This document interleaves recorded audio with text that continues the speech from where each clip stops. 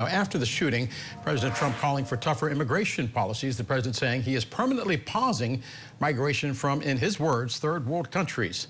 Scripps News national correspondent Katie Tubman is tracking that side of the story. And Katie, walk us through exactly what the president said and what he can actually do. Well, Del, President Trump ran for office on a platform of cracking down on illegal migration.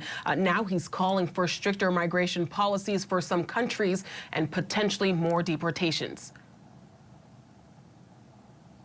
Stay on Truth Social that he will, quote, permanently pause migration from all third world countries and remove anyone who is not a net asset to the United States. The directive coming the day after an Afghan national was accused of shooting 2 National Guard members in Washington, D.C. This attack underscores the single greatest national security threat facing our nation. The head of U.S. Citizenship and Immigration Services, Joseph Edlow, said the agency will take enhanced steps to screen migrants from 19 high-risk countries.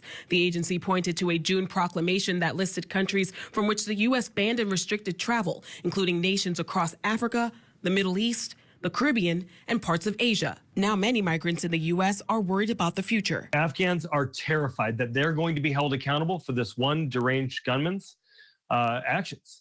And they don't know what to do. They know that it's not their fault. They know they didn't do this. They know that Afghans don't wish to cause Americans harm. In his late-night post, the president said an influx of refugees is the leading cause of social dysfunction in America and appeared to blame migrants for higher crime. According to an annual review of criminology report, high concentrations of immigrants are not associated with increased levels of crime and delinquency across neighborhoods and cities in the United States. And a 2023 study by the National Bureau of Economic Research found that immigrants are 60% less likely to be incarcerated than people born in the U.S.